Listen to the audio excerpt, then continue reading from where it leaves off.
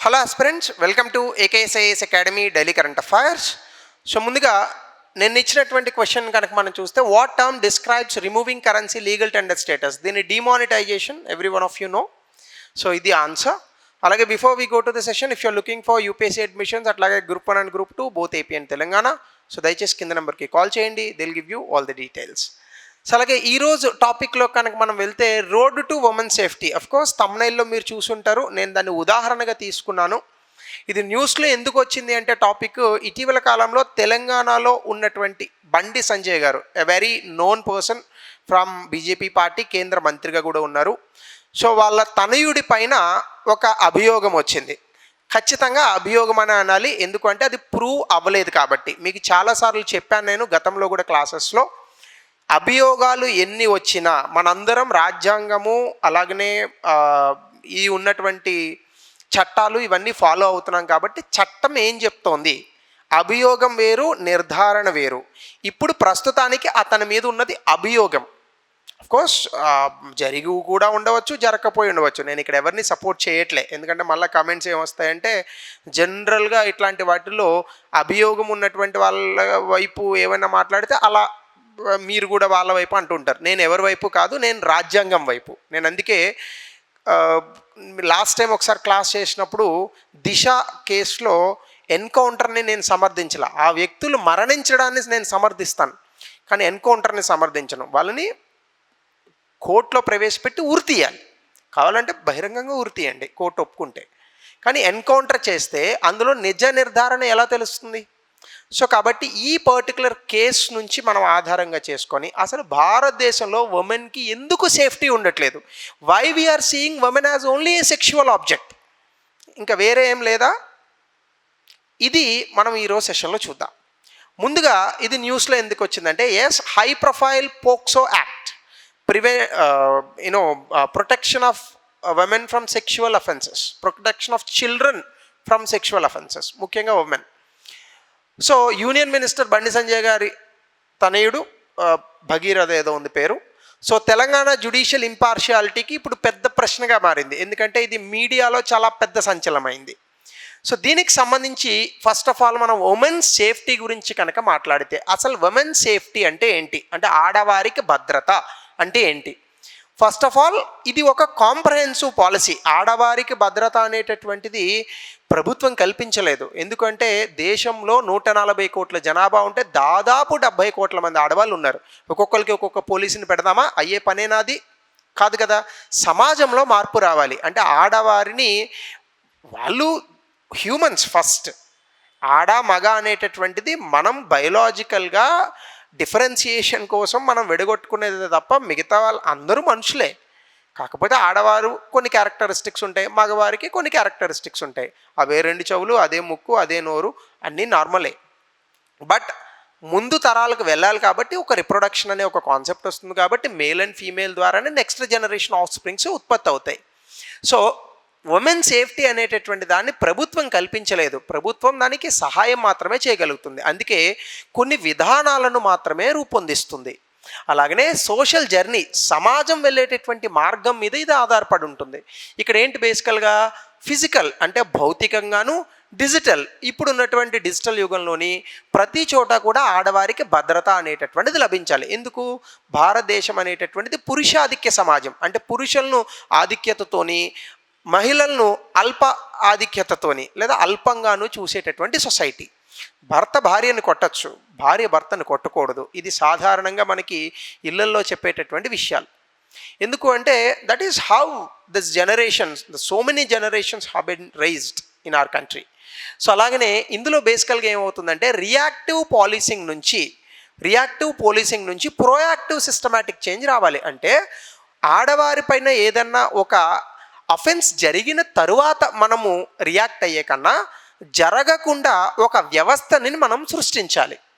So ఇక్కడ బేసికల్గా ఏముంటుందంటే, చట్టాలను అమలు చేయడము, అట్లాగనే ఎవరు చట్టం ఉల్లంఘించి ఆడవారిపైన అకృత్యాలు చేశారో సామాజికంగా, ఆ వ్యక్తులు ఎంత పెద్దవాళ్ళైనా అయి ఉండొచ్చు, వాళ్ళకి శిక్ష పడేటటువంటి అవకాశం ఉండాలి. ఇప్పుడు అదే కదా జరుగుతోంది. ఇప్పుడు అతను యూనియన్ మినిస్టర్ కొడుకే అవ్వచ్చు కాక, కానీ అతను కనుక నిజంగా తప్పు చేశాడు అని నిరూపితం అవ్వకుండా అడ్డుకుంటారు, అవన్నీ సెకండరీ. మరి అది నిరూపించడానికి కూడా ఇటువైపు లాయర్స్ పోరాడతారు కదా. అది నిరూపితమైనటువంటి రోజున ఆ వ్యక్తి ఎవరు అనేటటువంటిది అడ్డంకి లేకుండా జ్యుడిషియరీ ఆ వ్యక్తికి శిక్ష విధిస్తుంది, దాన్ని అమలు చేయాలి. అది మనం ఫాలో అవుతున్నటువంటి సిస్టమ్. ఆల్ టుగెదర్ ఒక కేసు మనకి రాగానే ఎమోషనల్గా బర్స్ట్ అవ్వకూడదు. లాజిక్, ఎప్పుడైనా కూడా logic is more important than emotion. Emotion ఉండకూడదు అనేది నా ఉద్దేశం కాదు. కోర్స్ మనకి జనరల్గా దిశ, నిర్భయ కేసులో మనం అందరం కొవ్వొత్తిలు ర్యాలీలు చేశాం. మీరు చేశారో లేదో నాకు తెలియదు, కానీ 2012లో నేను ఢిల్లీలో ఉన్నాను.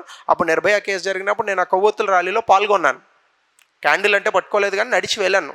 ఇండియా గేట్ దగ్గర జరిగింది అది.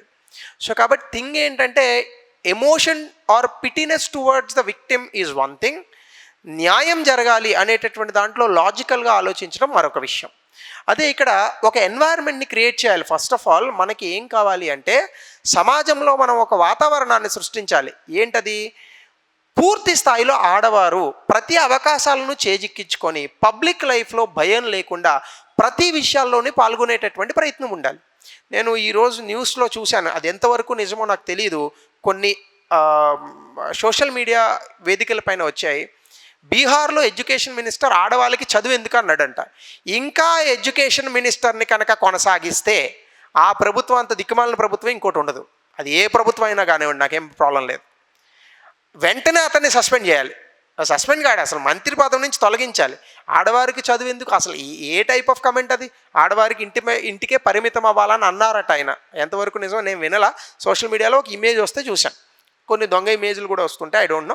మీరు ఒకవేళ అది నిజమే అయితే కింద కమెంట్ సెక్షన్ పెట్టండి, నేను కూడా తెలుసుకుంటాను. సో ఇక్కడ బేసికల్గా ఏంటంటే, online harassment and digital smear campaigns, అంటే ఆడవారి పైన కూడా కొన్ని రాంగ్ క్యాంపెయిన్స్ ఇట్లాంటివి జరుగుతుంటాయి. వీటన్నిటినీ కూడా అడ్రస్ చేయాల్సినటువంటి పరిస్థితి ఉంది ఉమెన్ సేఫ్టీలో. సో దీనికి సంబంధించి కనుక మనం డేటా చూస్తే, నేషనల్ క్రైమ్ రికార్డ్ బ్యూరో ఇచ్చినటువంటి డేటా ప్రకారం క్రైమ్ అగెన్స్ట్ ఉమెన్ ఇన్ తెలంగాణలో ఆడవారి పైన అకృత్యాలు 3.4% పెరిగాయి. అంటే 2022లో 22,000 కేసులు నమోదైతే 25,000 కేసులకు వచ్చాయి 2024 సంవత్సరంలో. అలాగే అండర్ కవర్ ఫైండింగ్స్, అంటే కొన్ని రీసెంట్ సేఫ్టీ ఆడిట్లో ఒక senior IPS officer under cover ఆపరేషన్లో కనుక చూస్తే 40 మెన్ ఒక ఇన్అప్రోప్రియేట్ ఇంటెంట్తో అక్కడ ఉన్నటువంటి ఒక అమ్మాయి దగ్గరికి అప్రోచ్ అయ్యారట. ఇలాంటివి ఎన్ని జరుగుతున్నాయి? ఇది 2. 3 ఆన్లైన్ సర్చ్.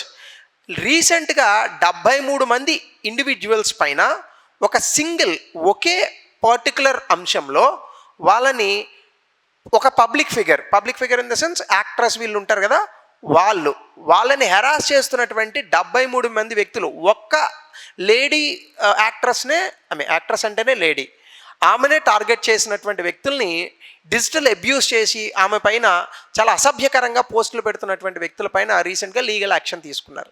అంటే ఏ రకమైనటువంటి సమాజంలోకి మనం వెళ్తున్నాం? అలాగనే టార్గెటింగ్ యూత్. రీసెంట్గా పోస్కో ఫైలింగ్స్ ఇండికేట్ ఏం చేస్తున్నాయంటే, మైనర్స్ హైలీ వల్నరబుల్గా ఉన్నారు. అంటే 18 సంవత్సరాల కన్నా లోపు సోషల్ మీడియాలో ఉన్నటువంటి వ్యక్తులు చాలా వల్నరబుల్గా ఉన్నారు. దీని కారణంగానే మనకి ఇన్ఫ్లుయెన్షియల్ బ్యాక్గ్రౌండ్స్తో ఉన్నటువంటి వ్యక్తులు ఈ మైనర్స్ పైన కొన్ని సెక్షువల్ అఫెన్సెస్ కూడా చేసేటటువంటి పరిస్థితులు వస్తున్నాయి. అలాగనే రిస్క్, దీని కారణంగా ఉమెన్ ఫేస్ చేసేటటువంటి రిస్క్స్ ఏంటి? AI and bot led attacks. అంటే ఇటీవల కాలంలో ఆర్టిఫిషియల్ ఇంటెలిజెన్స్ ఎంత వేగంగా అభివృద్ధి చెందిందో మీ అందరికీ తెలుసు.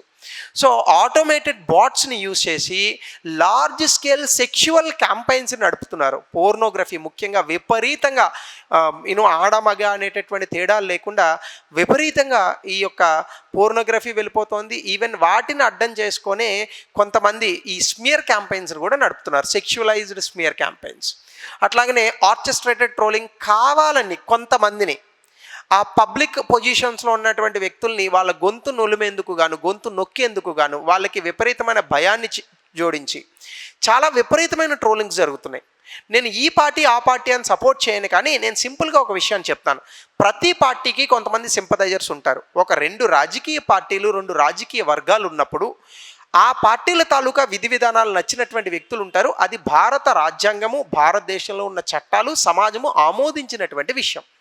సో మనకి చూస్తే ఆంధ్రప్రదేశ్, తెలంగాణలో, ముఖ్యంగా ఆంధ్రప్రదేశ్ రాష్ట్రంలో టీడీపీ, వైఎస్ఆర్సీపీ ఇటీవల కాలంలో, నేను పేర్లు చెప్పాలని అనుకోవట్లేదు because I don't want to take the names of anyone, YSRCP party అనేటటువంటి పార్టీకి సింపథైజర్స్గా అనుకోండి, క్యాంపెయినర్స్ అనుకోండి, ఒక పాపులర్ యాంకర్ ఒక ఆమె వైఎస్ఆర్సీపీ పార్టీకి సపోర్ట్ చేస్తోంది. ఇంకా ఆమె మీద ఆమె ఏమైనా మాట్లాడినివ్వండి, ఆ మాట్లాడేది తప్పు కూడా కావచ్చు, ఐ డోంట్ నో, ఆమెకు అంత పొలిటికల్ నాలెడ్జ్ కూడా ఉందని నేను అనుకోవట్లేదు, దట్స్ ఎ సెకండరీ థింగ్. కానీ ఏ వ్యక్తి అయినా ఏ రాజకీయ పార్టీకైనా సపోర్ట్ చేసే స్వేచ్ఛ భారత రాజ్యాంగం కల్పించింది కదా.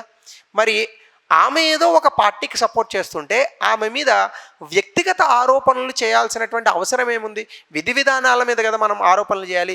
వ్యక్తిగత ఆరోపణలు అంటే నీ హావభావాలు ఇట్లా ఉన్నాయి, లేదా నీ పర్సనాలిటీ ఇట్లా ఉంది, నువ్వు గతంలో ఏదో చేసావు, these are all unnecessary things.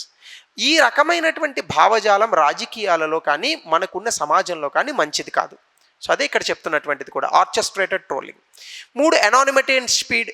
Abusers చాలా ఎనానిమస్గా చేస్తుంటారు. అంటే దొంగ ఐడియాలు క్రియేట్ చేసి డిఫికల్ట్గా వాళ్ళని ఈవెన్ సైబర్ పోలీసులు కూడా పట్టుకోవడం చాలా కఠినతరం అవుతుంది. ఇక 4, mental and professional harm. Digital abuse కారణంగా చాలామంది పబ్లిక్లో ఉన్నటువంటి విమెన్ తాలూగా మెంటల్ హెల్త్ అప్సెట్ అయ్యి చాలామంది ఆత్మహత్యలకు పాల్పడిన వ్యక్తులు ఉన్నారు, చనిపోయిన వ్యక్తులు కూడా ఉన్నారు. సో ఇవన్నీ కూడా మనకు ఉన్నటువంటి విపరీతమైన ఇబ్బందులు. సో అయితే ఆఫ్లైన్ స్పేస్లో ఇది ఎలా ఉందంటే క్యాజువల్ సెక్సిజం, అంటే డైలీ ఎక్స్పోజర్ టు లో లెవెల్ హరాస్మెంట్స్. అంటే మనకి ఇవి ఎట్లా ఉంటాయంటే కావాలని ఇట్లా చూడడము. పోస్కో యాక్ట్ ప్రకారం 18 సంవత్సరాల లోపు వయసు గల అమ్మాయి వంక కన్నార్పకుండా చూసినా నేరమే, దాన్ని అడ్డం పెట్టుకొని కూడా జైల్లో వేయచ్చు. సో అవే స్టాకింగ్ అని అంటారు. అలాగనే వర్క్ ప్లేస్లో విమెన్ పైన సెక్షువల్ కమెంట్స్ చేయడము, అవన్నీ క్యాజువల్ సెక్సిజంలోకి వస్తాయి. అట్లాగే ఫిజికల్ వైలెన్స్ అంటే సెక్షువల్ అసాల్ట్లు, వాళ్ళ అనుమతి లేకుండా వాళ్ళని ముట్టుకోవడం కానీ, ఇవన్నీ చాలా ఎక్కువగా ఉంటున్నాయి. చాలా పెట్రోలింగ్ జరుగుతోంది especially in the urban areas, అయినా కూడా ఇవి జరుగుతూనే ఉన్నాయి. Work place hostility, systematic barriers and sexist cultures కూడా వచ్చేసాయి. అంటే దీని కారణంగా మనకు ఏమవుతుందంటే కొన్ని ఆఫీస్లో ప్రమోషన్ని పొందాలి అంటే సెక్షువల్గా విమెన్ని హెరాస్ చేసేటటువంటి కల్చర్స్ కూడా వచ్చేసాయి. సో దీని కారణంగా విమెన్ తాలూకా అథారిటీ చాలా అండర్మైన్ అవుతుంది. ప్రొఫెషనల్ సెట్టింగ్స్లో కూడా మనకి విమెన్ తాలూకా సేఫ్టీ ఉండట్లేదు. విశాఖ గైడ్లైన్స్ 2012లో కేసులో వచ్చాయి, కానీ వాటిని అమలు చేస్తున్న ఆఫీసులు ఎన్ని అనేటటువంటిది కూడా మనం చూడాలి. అమలు అంటే నాట్ ఆన్ పేపర్, ఎఫెక్టివ్లీ. అలాగనే పవర్ ఎసిమెట్రీ, అంటే సర్వైవర్స్ కూడా వాళ్ళకి న్యాయం తెచ్చుకోవడం కష్టమవుతుంది. ఈ రోజుల్లో ఎట్లా ఉందంటే నిర్భయ, దిశ ఇలాంటి కేసులే బయటకు వస్తున్నాయి. మీరు చూడండి, ఏ కేసులో అయితే విక్టిమ్ చనిపోతుందో అప్పుడు మాత్రమే భారతదేశంలో ఉన్నటువంటి పీపుల్ అందరూ మేల్కొంటూ ఉంటారు, అప్పుడు దాకా ఎవ్వరూ పట్టించుకోరు. ఇది ఏ రకమైనటువంటి సమాజం? ఈ సమాజాన్ని మనం కరెక్ట్గా బాగు చేయాలి కదా. అంటే ఒక విక్టిమ్కి అన్యాయం జరిగిన తర్వాత రియాక్ట్ అవ్వడం కాదు, అన్యాయం జరగనటువంటి సమాజాన్ని సృష్టించడం కదా మన తాలూకా కర్తవ్యం. కాబట్టి అందరికీ ఇలాంటి వీడియోస్, ఆఫ్ కోర్స్ నేనైతే ఏం చేయగలను, మహా అయితే వీడియో చేయగలను. అలా ఎవరి వంతు వాళ్ళు కనుక మనం అవేర్నెస్ని క్రియేట్ చేస్తే సొసైటీలో ఇట్లాంటివి తగ్గుతాయి. కాబట్టి house holds when the accused holds, అంటే సాధారణంగా ఇలాంటి కేసులో పొలిటికల్ అండ్ సోషల్ ఇన్ఫ్లుయెన్స్ ఉన్నటువంటి వ్యక్తులు ఉంటారు, దాని కారణంగా వీళ్ళని పట్టుకోవడం కష్టం. దీనికి ప్రభుత్వం ఏదన్నా ఇనిషియేటివ్స్ తీసుకుందా? Yes, stand with her initiative అని ఒకటి తీసుకుంది.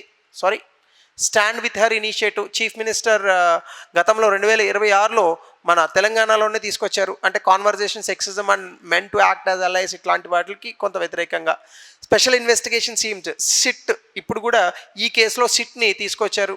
దీని కారణంగా అసలు ఎవరైనా ఉమెన్ని టార్గెట్ చేస్తున్నారా, ఆన్లైన్లో ఎవరైనా హెరాస్ చేస్తున్నారా అని కూడా సిట్స్ వచ్చాయి. అట్లానే టెక్నికల్ పోలీసింగ్, తెలంగాణ పోలీసులు ఈ మధ్య కాలంలో direct collaboration with tech platforms, అంటే ఈ ఫేస్బుక్, ఇన్స్టాగ్రామ్ ఇలాంటి వాటితో ఉండి యూఏపీఏ లాంటి యాక్ట్స్ కూడా ఉపయోగించి అలాంటి వ్యక్తులను పట్టుకుంటున్నారు. షీ టీమ్స్ మీ అందరికీ తెలిసిందే ఏంటంటే ఇమీడియట్ అసిస్టెన్స్ ఇవ్వడానికి, అండర్ కవర్ ఆపరేషన్స్ చేయడానికి షీ టీమ్స్ని కూడా మనం తీసుకొచ్చాం, ముఖ్యంగా పబ్లిక్ స్పేసెస్లో ఉమెన్ మీద హరాస్మెంట్ తగ్గించడానికి. ఇన్ని చేస్తున్నా జరుగుతున్నాయంటే లోపం సమాజంలో ఉంది, వ్యక్తుల్లో ఉంది, ప్రభుత్వంలో కాదు. సో కాబట్టి ఎస్, ప్రభుత్వం చట్టాలను అమలు చేయాలి, కానీ వ్యక్తులు సమాజంలో ఉన్నటువంటి ఆడవాళ్ళని గౌరవించడం నేర్చుకోవాలి. అదే నిజమైన ఈక్వాలిటీ. సో దీనికి సంబంధించి రిలేటెడ్ క్వశ్చన్ గతంలో ఇచ్చిందే, దయచేసి కమెంట్ సెక్షన్లో తెలపండి. అట్లానే మెయిన్స్ క్వశ్చన్ దీనికి సంబంధించి గతంలో ఇచ్చిందే, దీన్ని 200 పదాల్లో రాయండి. సో ఇది ఈరోజు topic. Again with a new topic, will meet tomorrow.